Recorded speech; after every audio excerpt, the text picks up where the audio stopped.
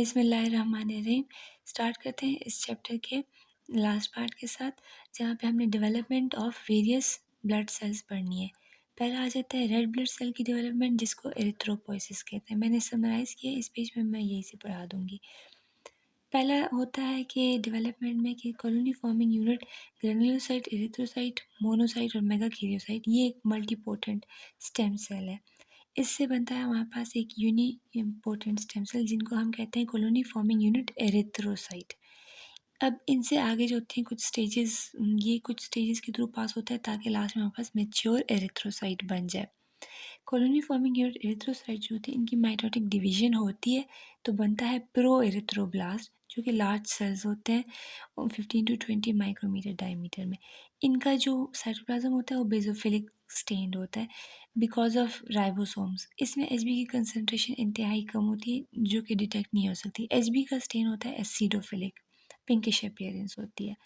अब प्रोएरिथ्रोब्लास्ट जो होती है, इनकी माइटोटिक डिवीजन होती है। कुछ माइटोटिक डिवीजन के बाद इनका साइज रिड्यूस हो जाता है टू 10 माइक्रोमीटर डायमीटर। अच्छा, इनका क्या है कि इसका भी साइटोप्लाज्म बेसोफिलिक ही रहता है, और एचबी इसमें थोड़ा सा आ भी जाए तो मतलब एचबी की प्रोडक्शन वगैरह हो, लेकिन बेसोफिलिया ने उसको जो होता है मास्क कर लिया होता है, तो हमें एचबी नहीं डिटेक्ट होता। फिर नेक्स्ट डिविजन के बाद बनता है पॉलीक्रोमेटोफिलिक एरिथ्रोब्लास्ट। इसमें जो होता है एचबी आइडेंटिफाई हो जाता है एक स्लाइड के अंदर, बेसोफिलिया रिड्यूस हो चुका होता है, और क्रोमेटिन जो होता है ना, वो भी ऐसे थोड़ा सा कोर्स, ऐसे थिक एंड फॉर्म में हमें मिलता है, जिसकी वजह से इसकी अपीयरेंस ऐसे होती है चेकर बोर्ड अपीयरेंस, जैसे चेस बोर्ड होता है ना कि डार्क एंड लाइट इस तरह जगह, तो वो अपीयरेंस देता है। पॉलीक्रोमेटोफिलिक एरिथ्रोब्लास्ट के डिविजन्स के बाद बनता है ऑर्थोक्रोमेटोफिलिक एरिथ्रोब्लास्ट। अब इसमें क्या है कि साइटोप्लाज्म जो है, पिछले में एचबी डिटेक्ट हो गया था, इसमें साइटोप्लाज्म एसिडोफिलिक हो जाता है because of HB. Basophilia reduce हो जाता है क्योंकि राइबोसोम की कंसंट्रेशन इंतहाई कम हो चुकी है, या हम कहेंगे कि राइबोसोम्स ऑलमोस्ट डिसअपियर हो जाते हैं कुछ माइटोटिक डिविजन्स के बाद। और दूसरा ये कि इनको हम नॉर्मोब्लास्ट भी बोलते होते हैं, और इसमें न्यूक्लियाई जो होते हैं ना, वो श्रंकन हो जाता है, जिसको हम कहते हैं कि श्रंकन न्यूक्लियस को हम पिक्नोटिक न्यूक्लियाई भी बोलते हैं, या श्रिंकेज ऑफ न्यूक्लियस को हम पिक्नोसिस बोलते हैं। और आखिर में ऐसा होता है कि न्यूक्लियस जो होता है इनमें से बिल्कुल ख़त्म हो जाता है कुछ डिविजन्स के बाद। फिर इसके बाद ये बन जाता है रेटिक्यूलोसाइट।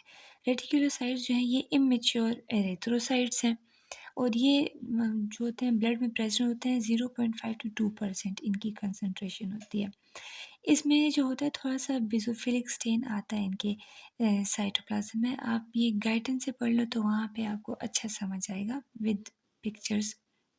इसमें ऐसे थोड़े बेसोफिलिक रेटिक्यूलम में से मैश वर्क सा नज़र आता है, वो आरएनए की वजह से नज़र आता है उसमें, ठीक है। और इनकी फिर ये जो होते हैं रेटिकुलोसाइट्स जो होते हैं ब्लड में रिलीज़ हो जाते हैं बोन मैरो से, और ब्लड में फिर ये 24 to 48 आवर्स बाद ये खुद ब खुद मेच्योर एरिथ्रोसाइट में कन्वर्ट हो जाते हैं। इसमें जो और ऑर्गेनेल्स होते हैं वो ख़त्म हो जाते हैं, ये गोल्जी apparatus, माइटोकॉन्ड्रिया वगैरह, और ये एरिथ्रोसाइट बन जाता है मेच्योर। नेक्स्ट साथ में दी हुई है डेवलपमेंट ऑफ ग्रेन्युलोसाइट्स और डेवलपमेंट ऑफ मोनोसाइट्स, ठीक है। इसको कहते हैं ग्रेन्युलोसाइटोपोइसिस और दूसरे को कहते हैं मोनोसाइटोपोइसिस। अच्छा, ऐसे है ना कि जो मल्टीपोटेंट स्टेम सेल्स थे, क्या थे, CFU GEMM ना, तो ई तो हो गया एरिथ्रोपोइसिस में, अब रह गए GMM। अब एक मेगाकैरियोसाइट्स के वो अलग हम पढ़ेंगे, अब ये ग्रेन्युलोसाइट्स और मोनोसाइट्स पढ़ते हैं। इससे बनते हैं हमारे पास यूनिपोटेंट प्रोजेनिटर सेल्स, जो कि CFU इसिनोफिल्स के लिए, CFU बेसोफिल्स के लिए, CFU GM, ये बाइपोटेंट है और ये दो यूनिपोटेंट है। इनके नाम से ज़ाहिर है ये इसिनोफिल्स बनाएगा, ये बेसोफिल्स बनाएगा। GM बाइपोटेंट है, मतलब ये फिर दो और किस्म के सेल्स में डिवाइड होगा, वो जो कि यूनिपोटेंट होंगे।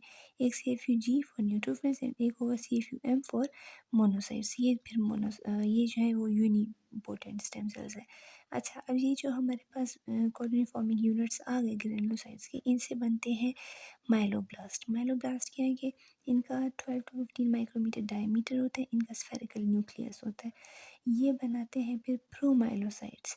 इसमें क्या होता है कि ग्रेन्यूल्स जो होते हैं ना, उनकी अपीयरेंस स्टार्ट हो जाती है। ग्रेन्यूल्स ऑफ लाइसोसोम्स जो होते हैं उनकी अपीयरेंस, इनका साइज भी इंक्रीज हो जाता है, 20 माइक्रोमीटर डायमीटर इनका हो जाता है। फिर इनकी डिवीज़न होती है तो ये माइलोसाइट्स बनाते हैं। इसमें फिर जो हर किस्म के एक स्पेसिफ़िक ग्रैन्यूल्स थे वो अपीयरेंस हो जाती है कि न्यूट्रोफिल्स के अपने, बेसोफिल्स के अपने और एसिनोफिल्स के अपने। न्यूक्लियस का साइज़ थोड़ा ओवल हो जाता है और डायमीटर 10 माइक्रोमीटर। अच्छा, फिर माइलोसाइट से बनता है मेटामाइलोसाइट्स। साइज़ ऑलमोस्ट सेम रहता है, लेकिन क्या होता है कि जो स्पेसिफिक ग्रैन्यूल होते हैं वो मोर प्रोमिनेंट हो जाते हैं और इसकी वजह से जो न्यूक्लियस होता है वैसे किडनी शेप या लॉब लॉब उसके लोब्स ऐसे अपीयर होते हैं। अच्छा, इसमें जो न्यूट्रोफिल्स होते हैं ना उनकी वो मल्टी लोब न्यूक्लियाई होते हैं ना न्यूट्रोफिल्स के। तो उसकी जो सेल्स है ना उसको हम जुवेनाइल जो न्यूट्रोफिल्स होते हैं या यंग न्यूट्रोफिल्स उनको हम कहते हैं बैंड सेल्स, जो कि 5% ऑफ द WBCs बनाते हैं। अगर ये 5% से ज़्यादा हो हमारे पास ब्लड स्ट्रीम में तो मतलब एक्टिव हेमोपोइसिस हो रही है, क्योंकि यंग सेल्स जैसे रेटिकुलोसाइट काउंट इंक्रीज होता है तो हम कहते हैं कि RBCs की प्रोडक्शन ज़्यादा हो गई है। तो बैंड सेल्स अगर ज़्यादा हो तो हम कहते हैं कि न्यूट्रोफिल्स की प्रोडक्शन ज़्यादा हो गई है। अच्छा, फिर ये चेंज हो जाते हैं मैच्योर ग्रेनुलोसाइट में। अच्छा, ये जो CFUM था इससे क्या होता है कि पहले बनता है मोनोब्लास्ट, ये सेम एज माइलोब्लास्ट की तरह ही होते हैं। फिर मोनोब्लास्ट से बनता है प्रो मोनोसाइट्स, इनका साइज़ होता है 16 to 18 माइक्रोमीटर डायमीटर। न्यूक्लिया जो होते हैं किडनी शेप्ड और बेसोफिलिक न्यूक्लियस होता है। ये 2-3 डिविजन्स के बाद क्या बनाता है, मोनोसाइट बना देता है और मोनोसाइट्स हमें पता है फिर ब्लड स्ट्रीम में रिलीज़ हो जाते हैं और उसके बाद ये कुछ पीरियड ऑफ टाइम के बाद मैक्रोफेजेस या ओस्टियोक्लास्ट या microglia cells depending on the location जो होते हैं फिर चेंज हो जाते हैं। आगे जाने से पहले मैं आपको बता दूं कि ये जो मैंने मेंशन नहीं किया कि CFUGEMM जो थे ये स्टेम सेल्स थे और जो CFUE बन रहा था या उसके अलावा CFU GM बन रहा था, CFU इसिनोफिल्स बन रहा था या CFU बेसोफिल बन रहा था, वो सारे प्रोजेनिटर सेल्स थे। ठीक है, तो पहले स्टेम सेल फिर प्रोजेनिटर सेल्स फिर डिफ्रेंशिएशन और डिवीजन होती है। जो स्टेम सेल्स होते हैं ना वो मतलब वो डिवाइड होते हैं डिफरेंट काइंड ऑफ सेल्स में। फिर प्रोजेनिटर थोड़े स्पेसिफिक हो जाते हैं टू वन लाइन। और दूसरा है कि स्टेम सेल्स जो होते हैं ना उनकी अनलिमिटेड डिविजन्स हो सकती हैं और प्रोजेनिटर सेल्स होते हैं ना उनकी स्पेसिफिक नंबर ऑफ टाइम्स वो डिवाइड कर सकते हैं। अच्छा, नेक्स्ट आगे जो है उसमें मैं ख्याल रखूँगी इस चीज़ का। हमारे पास आ जाता है इसके बाद ये डेवलपमेंट ऑफ मेगा कैरियोसाइट्स। तो मेगा कैरियोसाइट्स जो है वही CFUGEMM में जो एक एम है वो मेगा कैरियोसाइट। ये स्टेम सेल्स जो होते हैं यहाँ से आते हैं। पहले इनसे बनता है प्रोजेनिटर सेल्स जो कि है CFU मैग। इनकी फिर डिफ्रेंशिएशन होती है mega Cairo blast. Mega Cairo blast जो है 25 to 50 माइक्रोमीटर डायमीटर है और इनकी फिर डिफ्रेंशिएशन होती है through a hormone thrombopoietin from the liver, जिससे फिर ये कन्वर्ट होता है मेगा कैरियोसाइट में। ठीक है, अब जो मेगा कैरियोब्लास्ट था ना इसकी कुछ अहम बातें ये है ना कि इसमें एक स्पेसिफिक न्यूक्लियर डिवीजन होती है जिसको हम कहते हैं एंडोमाइटोसिस। इसमें ना न्यूक्लियस डिवाइड होता है ना इसमें साइटोप्लाज्म डिवाइड होता है, सिर्फ जो होता है क्रोमोसोम जो होते हैं वो रेप्लिकेट होते हैं और डिवाइड होते हैं।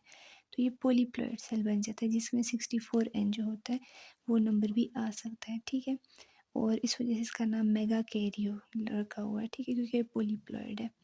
अच्छा, फिर जो होता है ना उसके बाद जब ये डिफरेंशिएट होता है इनटू मेगा कैरियोसाइट, इसका साइज़ और भी इंक्रीज़ हो जाता है 50 to 100 माइक्रोमीटर और मोर। अच्छा, फिर इसकी जो लाइफ स्पैन होता है वो 10 डेज़ होता है। इसकी ऑर्गेनेलिज़ में इसकी मतलब इसकी जो होता है ना ऑर्गेनेलिज़ इसमें ज़्यादा होने लगते हैं और मोस्टली न्यूक्लियस के इर्द जो जोन होता है पेरी न्यूक्लियर जोन वहाँ पे सारे ऑर्गेनेलिज़ जमा हो जाते हैं। ठीक है, और इसका ऐसा होता है ना कि इसकी शेप थोड़ी ऐसे इस तरह की होती है। ठीक है, तो मतलब ये जो साइटोप्लाज्मिक प्रोसेसेस है ना इनको हम कहते हैं प्रोप्लेटलेट्स। ठीक है, इनके ऊपर आ जाते हैं ऐसे मेम्ब्रेन इन्वेजिनेट होता है और इनको अलग करता जाता है। ठीक है, तो ये जो जितनी भी साइटोप्लाज्मिक प्रोसेस है इनके ऊपर लगता है मेम्ब्रेन और ये फ्रेगमेंट्स निकलते जाते हैं तो ये बन जाते हैं प्लेटलेट्स और एक मेगा कैरियोसाइट से थाउजेंड्स ऑफ प्लेटलेट्स बन सकते हैं। और बीच में जो रह जाता है ये तो सारे साइटोप्लाज्मिक प्रोसेस चले जाते हैं एज प्लेटलेट्स, तो बीच में जो रह जाता है उसकी एपोप्टोसिस हो जाती है। ठीक है, ये था हमारे पास मेगा कैरियोसाइटोसिस। फिर आ जाता है लिम्फोसाइटोसिस। लिम्फोसाइटोसिस के स्टेम सेल्स जो होते हैं CFUL कहलाते हैं, वो डिवाइड होते हैं और प्रोजेनिटर सेल्स बनाते हैं लिम्फोब्लास्ट।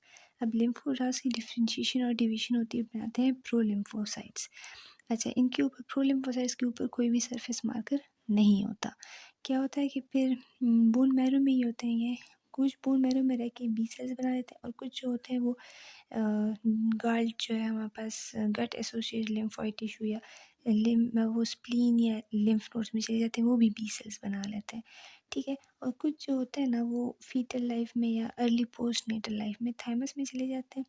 वहाँ पे थाइमस में कॉर्टेक्स में ये बनते हैं थाइमोसाइट्स, और फिर मेड्यूला तक पहुँचते पहुँचते इनकी डिफरेंशिएशन हो जाती है, इनके ऊपर इनके जो सरफेस मार्कर्स होते हैं वो भी आ जाते हैं, और ये टी लिम्फोसाइट फिर ब्लड स्ट्रीम में जाते हैं, वहाँ से फिर ये स्प्लीन में या लिम्फ नोड्स में या टॉन्सिल्स एक्सेट्रा में चले जाते हैं।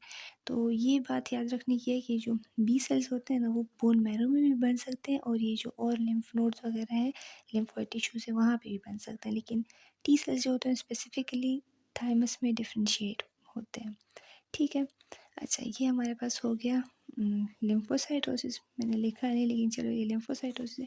इसके बाद एक क्लिनिकल पॉइंट आता है ल्यूकीमिया का। ल्यूकीमिया क्या है? ये प्रोग्रेसिव मैलिग्नेंट डिजीज़ है। इसमें क्या होता है कि it is characterized by disorder distorted proliferation of leukocyte and its precursors. Result इसका क्या होता है कि इंक्रीज काउंट ऑफ डब्ल्यूबीसीज होता है, और साथ में एबनॉर्मल डब्ल्यूबीसीज होते हैं, क्योंकि प्रिकर्सर्स जो होते हैं वो ब्लड में आ जाते हैं। अच्छा, इसकी टाइप्स है कि ल्यूकीमिया जो होगा या माइलॉइड ल्यूकीमिया होगा या लिम्फेटिक ल्यूकीमिया, मतलब माइलोजेनस ल्यूकीमिया या लिम्फोजेनस ल्यूकीमिया। इसमें ये कि पॉलीमॉर्फोन्यूक्लियर लिगोसाइट्स इन्वॉल्व होते हैं, और इसमें लिम्फोसाइट्स इन्वॉल्व होते हैं। अच्छा, दूसरी ये कि इनको फिर और भी डिवाइड किया एक्यूट और क्रॉनिक में, like acute myeloid leukemia, acute lymphocytic leukemia, और क्रॉनिक माइलॉइड ल्यूकीमिया और क्रॉनिक लिम्फोसिटिक ल्यूकीमिया। एक्यूट में क्या है कि एक्यूट में increase number of undifferentiated precursors होंगे, और जो क्रोनिक है इसमें थोड़ा सा increase percentage of relatively mature leukocyte होगा। ठीक है, ये आगे आप थर्ड ईयर में डिटेल्स पढ़ लोगे इनकी क्लिनिकल, ये क्लिनिकल नोट था। ठीक है, इसके साथ ये चैप्टर ख़त्म होता है। थैंक यू, अल्लाह हाफिज़।